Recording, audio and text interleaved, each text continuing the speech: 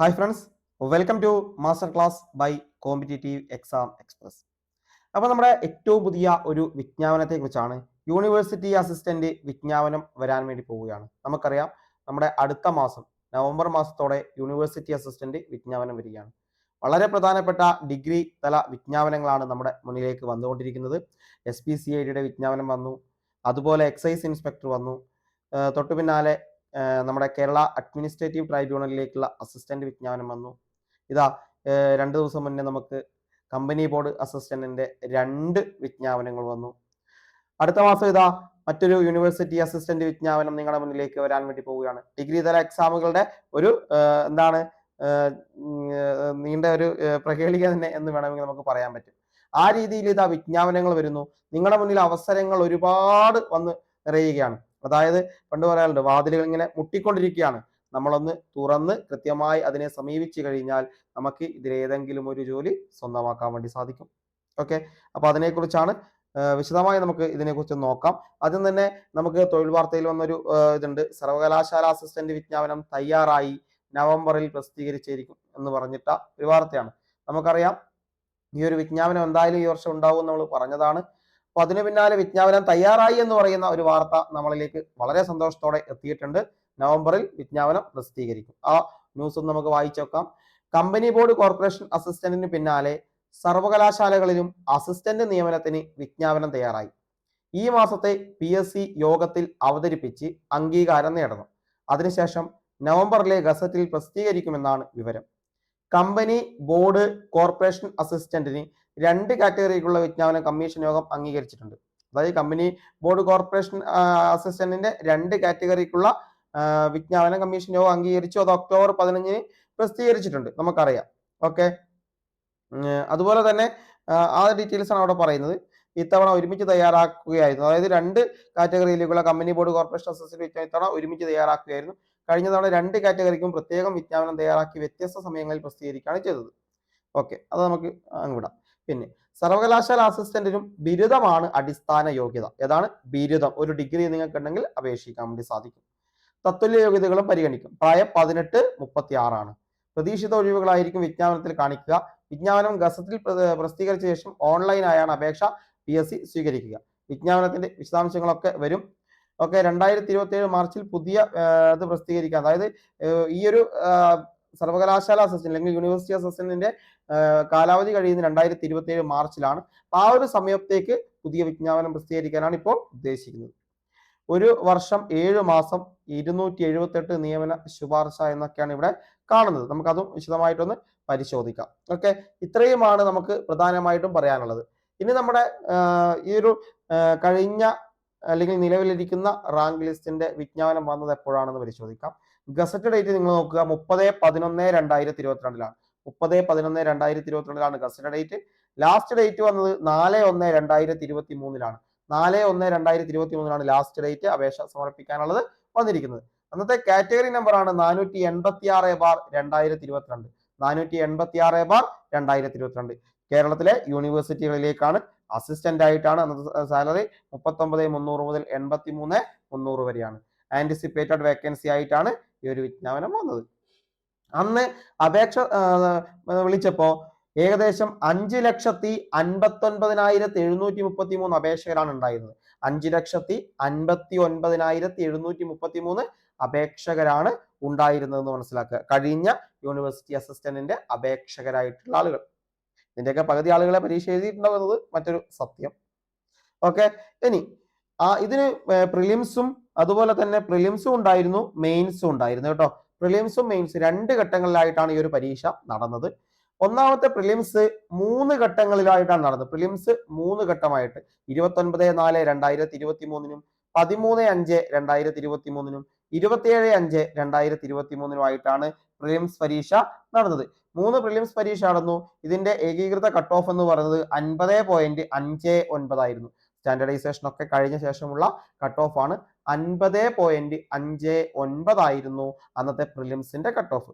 തുടർന്ന് 25/8/2023 25/8/2023 എന്ത് നടന്നു? ഇതിന്റെ മെയിൻ പരീക്ഷ നടന്നു.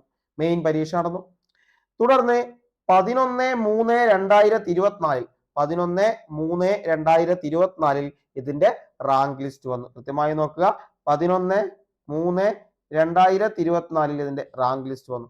ഇത് വെച്ച് നമ്മുടെ 3 വർഷം നോക്കുകയാണെങ്കിൽ 10/3/2027 അർദ്ധരാത്രിയോട് കൂടി ഈ ഒരു റാങ്ക് ലിസ്റ്റ് കാലഹരണപ്പെടും. ഇനി 11/3/2024 ഇതിന്റെ റാങ്ക് ലിസ്റ്റ് നിലവിൽ വന്നു. മെയിൻ ലിസ്റ്റിൽ 770 പേരും സപ്ലിമെന്ററിയും ഡിഫറൻറ്റ്ലി ഏബിൾഡുമായിട്ട് 814 പേരുമാണ് ഉണ്ടായിരുന്നത്. ആകെ 1584 പേർ, 1584 പേരാണ് ലിസ്റ്റിൽ ഉൾപ്പെട്ടത്. അതിന്റെ മെയിൻ ലിസ്റ്റിന്റെ കട്ട് ഓഫ് എന്ന് പറയുന്നത് 57 മാർക്കായിരുന്നു. മെയിൻ ലിസ്റ്റിന്റെ cut off 57 mark. Okay, 57 mark നേടിയ അല്ലെങ്കിൽ അതിനു മുകളിൽ നേടിയ 770 പേരാണ് മെയിൻ ലിസ്റ്റിൽ ഉണ്ടായിരുന്നത് എന്ന് കൂടെ മനസ്സിലാക്കുക. അപ്പൊ നിങ്ങൾ നോക്കുക, നമ്മുടെ ലാസ്റ്റ് ഡേറ്റ് ആയ വിജ്ഞാപനത്തിന്റെ ലാസ്റ്റ് ഡേറ്റ് എന്ന് പറയുന്നത് 4/1/2023 ആയിരുന്നു. ഇതിന്റെ പ്രിലിംസ് നടന്നു നോക്കുക, ആദ്യഘട്ടം നടന്നത് 29/4/2023. അതായത് 4 മാസം ആകുമ്പോഴത്തേക്ക്, 4 മാസം കണക്കാക്കണ്ട, എന്നാലും കൂട്ടിക്കും, 4 മാസം കൊണ്ട് പ്രിലിംസ് നടന്നു. ഓക്കെ, 4 മാസം കൊണ്ട് പ്രിലിംസ് നടന്നു. അത് പിന്നെ ഇതിന്റെ പ്രിലിംസ് കഴിഞ്ഞത് 27/5-നാണ്. 27/5 എന്ന് പറയുമ്പോൾ 5-ാം മാസം കഴിഞ്ഞു. 6/7 25/8/2023 മെയിൻസും നടന്നിട്ടുണ്ട്. 3 മാസം കൊണ്ട് മെയിൻസും നടന്നിട്ടുണ്ടെന്ന് നിങ്ങൾ മനസ്സിലാക്കുക. അപ്പോൾ നമ്മൾ പറഞ്ഞു വരുന്നത്, ഈ ഒരു വർഷം നോട്ടിഫിക്കേഷൻ വന്നു കഴിഞ്ഞാൽ അടുത്ത വർഷം എന്താണ് ഈ പറഞ്ഞ ഏപ്രിൽ മെയ് മാസങ്ങളിലൊക്കെ ഇലക്ഷൻ ആണ്. ഇലക്ഷന്റെ സമയത്ത് എത്രത്തോളം പരീക്ഷ കണ്ടക്ട് ചെയ്യുമെന്ന് നമുക്ക് പറയാൻ പറ്റില്ല. സാധ്യത വളരെ കുറവാണ്. ചിലപ്പോൾ അതിനു മുന്നേ മാർച്ചിലും നമ്മുടെ SSLC പരീക്ഷകളുടെ സമയമാണ്. ആ സമയത്തും കാര്യമായ രീതിയിൽ പരീക്ഷ നടത്താനുള്ള സാധ്യതയില്ല. അല്ലെങ്കിൽ ഫെബ്രുവരി നടത്തണം, അതല്ലെങ്കിൽ മെയ് മാസത്തിന് ശേഷമായിരിക്കും പരീക്ഷ നടത്തുക. അങ്ങനെയാണെങ്കിൽ പോലും വലിയ താമസമില്ലാതെ തന്നെ മറ്റു പരീക്ഷകളൊക്കെ നടത്തും. കാരണം 27 മാർച്ചിൽ ഇതിന്റെ പുതിയ റാങ്ക് ലിസ്റ്റ് പ്രസിദ്ധീകരിക്കണം. അപ്പൊ അതിനു വേണ്ടിയിട്ടുള്ള നടപടികൾ, അതുകൊണ്ട് വലിയ ടൈമൊന്നും നമ്മുടെ മുന്നിലില്ല, ഒന്നും ടൈമില്ല. 27 എന്ന് പറയുന്നത് വലിയ കാലഘട്ടമൊന്നുമല്ല. ഇനിയിപ്പോൾ നമുക്ക് ഒക്ടോബറായി, നവംബർ ഡിസംബർ 2 മാസം കഴിഞ്ഞാൽ 25 കഴിഞ്ഞ്, പിന്നെ 26 എന്ന് പറഞ്ഞാൽ 1 വർഷമാണ്. പരീക്ഷ എല്ലാം ഉൾപ്പെടെ ആ ഒരു വർഷം നടക്കും. ഓക്കെ, അപ്പൊ അതുകൊണ്ട് വലിയ സമയമൊന്നും നമ്മുടെ മുന്നിൽ ഇല്ല എന്ന് നിങ്ങൾ മനസ്സിലാക്കുക. 2027 പരീക്ഷ എന്നൊക്കെ വിചാരിച്ച് നിൽക്കുന്ന ആളുകൾ ഉണ്ടാവും. 2027 പരീക്ഷ അല്ലെങ്കിൽ പുതിയ റാങ്ക് ലിസ്റ്റ് വരുന്നത്. പക്ഷെ 26 പരീക്ഷയാണ്. 26 എന്ന് പറയുന്നതിന് വലിയ കാലതാമസം ഇല്ല. 4-5 അല്ലെങ്കിൽ 2-3-4 മാസം കഴിഞ്ഞാൽ ഈ ഒരു പരീക്ഷ പ്രിലിംസിങ് എത്തും. അതുകൊണ്ട് നിങ്ങൾ ഇങ്ങനെ അമാന്തിച്ച് നിൽക്കുകയാണെങ്കിൽ നിങ്ങൾക്ക് ഈ ഒരു ജോലിയോട് താല്പര്യം ഇല്ല എന്നർത്ഥം. നിങ്ങൾക്ക് ഈ ഒരു ജോലി, ഏതെങ്കിലും ഒരു ജോലി വേണമെന്ന് ഉറപ്പുണ്ടെങ്കിൽ നിങ്ങൾ ഇന്ന് തന്നെ അതിനു വേണ്ടിയുള്ള പ്രയത്നങ്ങൾ തുടങ്ങുക. അത്രയേ പറയാനുള്ളൂ. ഇനി ഇതിന്റെ നിലവിലെ അഡ്വൈസ് ഡീറ്റെയിൽസിലേക്ക് പോയാൽ 292 അഡ്വൈസ് ആണ് നിലവിൽ പോയിരിക്കുന്നത്. 292. ഇതിൽ ഒരു കൃത്യമായി പറയുന്നത് നോക്കുക, 14 vacancies set apart of PA അതുപോലെ MD candidates to be filled from next rank list. അടുത്ത റാങ്ക് ലിസ്റ്റിൽ ഫിൽ ആകാൻ വേണ്ടിയിട്ട് കൊടുക്കുന്നുണ്ടെന്ന് നിങ്ങൾ മനസ്സിലാക്കുക. ഓക്കെ, അതാണ് ഇവിടെ പറയാനുള്ളത്. ഏറ്റവും അവസാനമായി 22/8/2025 അഡ്വൈസ് പോയിരിക്കുന്നത്. 292. ആ 14 അങ്ങ് കുറച്ചേക്കുക. ഓക്കെ, ഇതിന്റെ OC ടേണിൽ നിങ്ങൾ നോക്കുക, 201 പോയിരിക്കുന്നത്. 201. 770 പേരാണ് റാങ്ക് ലിസ്റ്റിൽ ഉൾപ്പെട്ടിരിക്കുന്നത്. 770 പേരാണ് മെയിൻ ലിസ്റ്റിൽ ഉൾപ്പെട്ടിരിക്കുന്നത്. അതിൽ 201 പേരാണ് പോയിരിക്കുന്നത്. ഇനിയും ഏകദേശം 1 വർഷവും 3-4 മാസത്തോളം ഒക്കെ ഇതിന് സമയമുണ്ട്. 3-4 ചിലപ്പോൾ 5 മാസം ഉണ്ടാവും. 1.5 വർഷത്തിനടുത്ത് സമയമുണ്ട്. അപ്പോൾ വീണ്ടും കുറച്ചധികം വേക്കൻസികൾ കൂടി ഇവിടെ പോകും. എന്നിരുന്നാലും ഒരുപാടൊന്നും നമുക്ക് എത്രത്തോളം പോകുമെന്ന് പറയാൻ പറ്റില്ല. പോകും, അത്യാവശ്യം വേക്കൻസികൾ പോകുമെന്ന് തന്നെ കരുതാം. 2 ഫ്രഷ് വേക്കൻസി കൂടി യൂണിവേഴ്സിറ്റി ഓഫ് കേരള യൂണിവേഴ്സിറ്റിയിൽ റിപ്പോർട്ട് ആയിട്ടുണ്ട്. കേരള യൂണിവേഴ്സിറ്റിയിൽ 2 ഫ്രഷ് വേക്കൻസി കൂടി റിപ്പോർട്ട് ആയിട്ടുണ്ട് എന്ന് കൂടി മനസ്സിലാക്കുക. അതുകൂടെ ഇതിൻ്റെ കൂടെ നമുക്ക് വേണമെങ്കിൽ ആഡ് ചെയ്യാം. ഓക്കെ, ഇങ്ങനെയാണ് ഇപ്പോഴത്തെ ഇതിന്റെ നിയമന നില.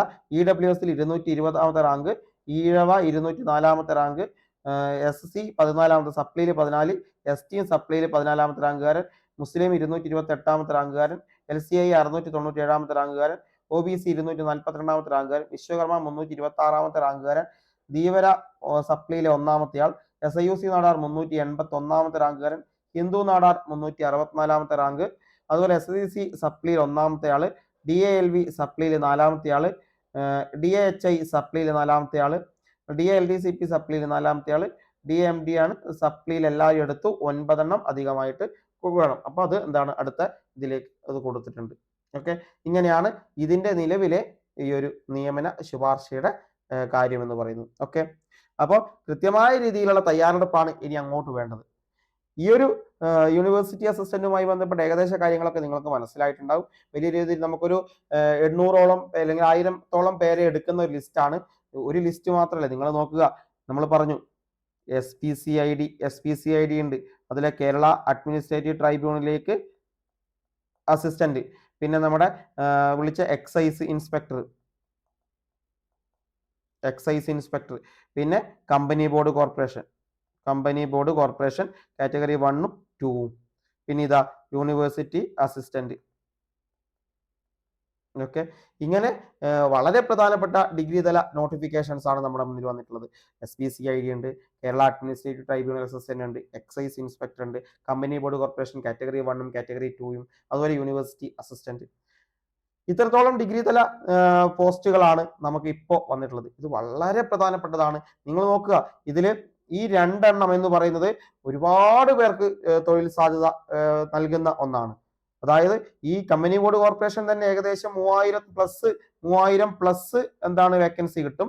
യൂണിവേഴ്സിറ്റി അസിസ്റ്റന്റ് ഏകദേശം 1000ഓളം പേർക്കും. അതായത് ഇത് രണ്ടും കൂടി ഏകദേശം 4000, 4500, 4500 മുകളിലേക്ക് വേക്കൻസികൾ വരുന്ന പോസ്റ്റുകളാണ്. കൃത്യമായ തയ്യാറെടുപ്പ് നടത്തിയാൽ നിങ്ങൾക്ക് ഈ ഒരു ജോലി കരസ്ഥമാക്കാൻ വേണ്ടി സാധിക്കും. ഓക്കെ, നല്ല സാലറി സ്കെയിലുള്ള ഒരു ജോലിയാണ്. നിങ്ങൾക്കൊരു ഡിഗ്രി ഉണ്ടെങ്കിൽ ഏറ്റവും സുരക്ഷിതമായ ഒരു ജോലി എന്ന് വേണമെങ്കിൽ നമുക്കിതിനെ വിളിക്കാൻ വേണ്ടി പറ്റും. അത്രയ്ക്കും നല്ല അവസരങ്ങളാണ് ഈ 2026 നിങ്ങളുടെ മുന്നിലേക്ക് എത്തിയിരിക്കുന്നത്.